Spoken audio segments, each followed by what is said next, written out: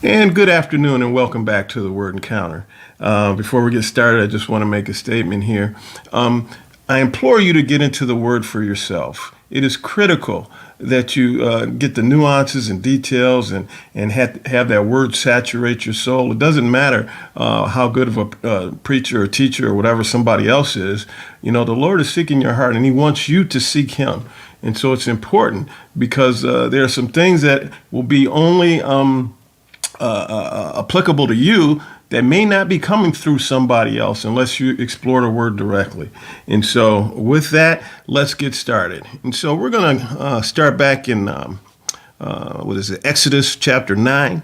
And so, so the Lord is telling Moses to go in and talk to Pharaoh. And in verse 2 it says, but if you refuse to let my people go and keep holding them, verse 3, then the Lord's hand will bring a severe plague against your livestock in the field, the horses, donkeys, camels, herds, and flocks. But the Lord will make a distinction between the livestock of Israel and the livestock of Egypt, so that nothing of all of Israel, so that nothing of all that the Israelites own will die. And so we're dealing with the fifth plague here. We went through 4 plagues yesterday. And then it goes on to say in verse 6, the Lord did this the next day. All the Egyptian livestock died, and nothing among the Israelite livestock died. Pharaoh sent messengers who saw that not a single one of the Israelite livestock was dead.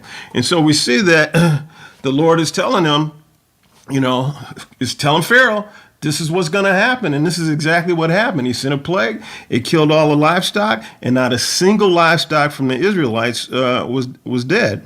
And so Pharaoh calls Moses, but the Lord hardened Pharaoh's heart. And so he did nothing. He would not let the people go. So we go on to the 6th plague. And so we see that in verse 10, chapter 9, verse 10, so they took furnace soot. So what happened is they took furnace soot and stood before Pharaoh, Moses and Aaron. Moses threw it towards the heaven, and it became festering boils on people and animals. And so the 6th plague was boils. So he took furnace soot, he threw it in the air, it came down, and then it started boiling on people's skin and whatnot. But the Lord hardens Pharaoh's heart. He did not let the Israelites go. So we move on to the 7th plague, and we see in verse 15, by now I could have stretched out my hand and struck you and your people with a plague, and you would have been obliterated from the earth. So this is the Lord speaking through Moses. Verse 16, however, I have let you live for this purpose, to show you my power and to make my name known on the whole earth. And so he's taking Pharaoh through this. He keeps hardening his heart because the Lord wants to show the world his power, to let the world know that he is who he says he is. And so we see in verse 18, tomorrow at this time I will rain down the worst hail that has ever occurred in Egypt from the day it was founded until now. So we see the 7th plague is hail. He says, I'm sending hail. I said, well, how bad can hail be? It can't be that bad. Well, in verse 20, it says, those among Pharaoh's officials who feared the word of the Lord made their servants and livestock flee to shelters. And so, unlike Pharaoh, his officials said, well, okay, if this is going to be hail, this has got to be something that we're probably not familiar with. So just to be sure, I'm going to get my livestock and my people, under roof so that they don't get harmed. In verse 21, but those who didn't take to heart the Lord's word left their servants and livestock in the field. So some believed, some didn't. Some took cover, some didn't. In verse 25, throughout the land of Egypt, the hail struck down everything in the field, both people and animals. The hail beat down every plant of the field and shattered every tree in the field. In verse 26, the only place it didn't hail was in the land of Goshen where the Israelites were. And so in verse 27, it says, Pharaoh sent for Moses and Aaron. I have sinned this time, he said to them. The Lord is the righteous one. I and my people are the guilty ones. And so Pharaoh is now coming to the conclusion that, okay, I've been wrong. Maybe I need to do something about this. In verse 33, it says, Moses left Pharaoh in the city and spread out his hand to the Lord. Then the thunder and hail ceased, and rain no longer poured down on the land. When Pharaoh saw that the rain, hail, and thunder had ceased, he sinned again and hardened his heart, he and his officials. And so when he was under the gun, when it was hailing, when people were dying, when livestock was dying, when all of this stuff was happening, he says, okay, I've sinned, I've done wrong, I'm going to let you go, and this, that, and the other. Moses calls to the Lord, the hail ceases, the rain stops, the thunder stops, and then Pharaoh reverts back to, nah, you ain't going nowhere. And so we go on to chapter 10, in the 8th plague. And so it says in verse 3, so Moses and Aaron went to Pharaoh and told him, this is what the Lord, the God of the Hebrews, says. How long will you refuse to humble yourself before me? And so the Lord is telling Pharaoh, you have been arrogant. How long is it before you are going to humble yourself before me? And in many ways, it seems as though that's the question that has been being asked of humankind today. It seems as though we think that we can do anything because we're humans, and we don't regard the Lord in any significant way. And I believe the Lord is asking us, how long are you going to go before you humble yourself before me? And so we see down in verse 7, Pharaoh's officials asked him, how long must this man be a snare to us? This man being Moses. Let the men go so that they may worship the Lord their God. Don't you realize that Egypt is devastated? So these are Pharaoh's officials talking to him. And so in verse 8, so Moses and Aaron were brought back to Pharaoh. Go worship your God, Pharaoh said, but exactly who will be going? So he wants to know who's going to be going. I'm going to send you. Who will be going? Moses replied, we will go with our young and with our old. We will go with our sons and with our daughters, with our flocks and our herds, because we must hold the Lord's festival. Pharaoh said to them, the Lord would have to be with you if I would ever let you and your families go. So the Pharaoh said, no. All of y'all ain't going. And so the Lord's going to have to be with you because this is not going to happen. Moses says, okay. In verse 13, so Moses stretched out his staff over the land of Egypt, and the Lord sent an east wind over the land all that day and through the night. By morning, the east wind had brought in the locusts. Locusts are nasty things. They're ugly. They're kind of like big grasshoppers. They're just, and so in verse 15, they covered the surface of the whole land so that the land was black, and they consumed all the plants on the ground and all the fruit on the trees that the hail had left. And so nothing green was left. They consumed everything. And so verse 16, Pharaoh urgently sent for Moses and Aaron and said, I have sinned against the Lord your God and against you. Please forgive me my sin once more and make an appeal to the Lord your God so that he will just take this death away from me. And so Pharaoh is realizing this, is making an appeal to the Lord and whatnot. And so that's what happens. Moses comes in, there's a west wind that comes, all the locusts blow out, but Pharaoh's heart was hardened and he changed his mind. I'm not letting nobody go. And so we go on to the 9th plague. And we see in verse 22, so Moses stretched his hand towards the heaven, and there was a thick darkness throughout the land of Egypt for 3 days. One person could not see another, and for 3 days they did not move from where they were. Yet all the Israelites had light where they lived. Pharaoh summoned Moses and said, go worship the Lord.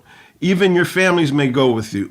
Only your flocks and herds may stay. So we see Pharaoh is trying to negotiate who can go and who can stay. He still thinks he has a degree of control or some say in what's going to happen.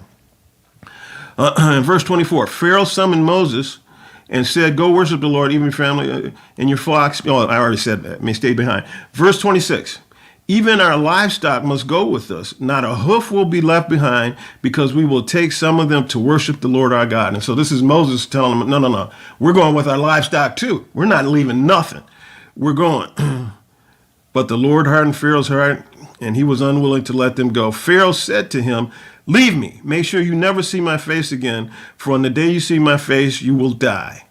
And so then we go on into chapter 11. And so on the 10th plague, so in verse 3, the Lord gave the people favor with the Egyptians. In addition, Moses himself was very highly regarded in the land of Egypt by Pharaoh's officials and the people. And so Moses was having an issue with Pharaoh, but among Pharaoh and the people, but amongst the officials and the people, he was fine. In verse 4, so Moses said, "This is what the Lord says, about midnight I will go throughout Egypt, and every firstborn male in the land of Egypt will die. From the firstborn of Pharaoh who sits on the throne to the firstborn of the servant girl who is at the gridstones, as well as every firstborn of the livestock." In verse 7, but against all the Israelites, whether people or animals, not even a dog will snarl, so that you will know that the Lord makes a distinction between Egypt and Israel. All the officials of yours will come down to me and bow before me, saying, "Get out, you and your people who follow you." After that, I will get out, and he will go from. And he went out from Pharaoh's presence, fiercely angry. And so Moses left Pharaoh, but he was very angry because he did not want to bring this plague of the firstborn. And so we go into chapter 12, and so we see in verse 5.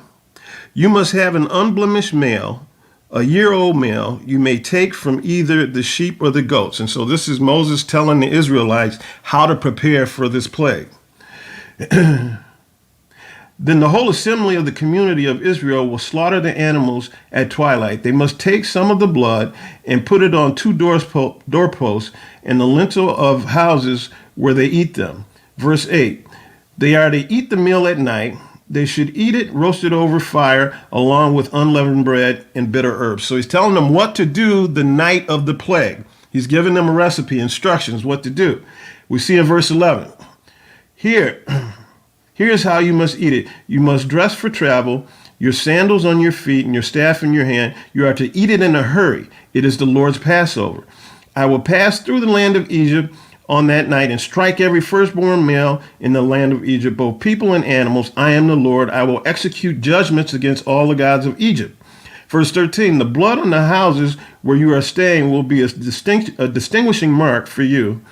When I see the blood, I will pass over you. No plague will be among you to destroy you when I strike the land of Egypt. This day is to be a memorial for you, and you must celebrate it as a festival to the Lord. You are to celebrate it throughout the generations as a permanent statute. And so if we go over to verse 26, when your children ask you, what does this ceremony mean to you? You ought to reply, it is the Passover sacrifice to the Lord, for he passed over the houses of the Israelites in Egypt when he struck the Egyptians and spared our homes. And so then we see here, as we go into verse 29, now at midnight the Lord struck every firstborn male in the land of Egypt, from the firstborn of Pharaoh who sat on the throne to the firstborn of the prisoner who was in the dungeon, and every firstborn of the livestock. During the night Pharaoh got up, he along with all of his officials and all the Egyptians, and there was a loud wailing throughout Egypt because there wasn't a house without someone dead. Verse 31, he summoned Moses and Aaron during the night and said, get out immediately from among my people. Both you and the Israelites must go. Worship the Lord as you have said. Take even your flocks and your herds as you asked, and leave me, and also bless me. And so Pharaoh was telling them, get out of here, but before you leave, bless me. And so we see in verse 35, the Israelites acted on Moses' word and asked the Egyptians for silver and gold items for their clothing, for clothing. And the Lord gave the people such favor with the Egyptians that they gave them what they requested. In this way, they plundered the Egyptians when they left. In verse 37, the Israelites traveled from Ramesses to Sukkoth, about 600,000 able-bodied men on foot besides their families. And so this is called the Exodus. They are getting out of Egypt because the Egyptians had to get them out because the plagues were too much. And in verse 40, it said the time that the Israelites lived in Egypt was about 430 years. And so there we have it. And tomorrow we'll pick up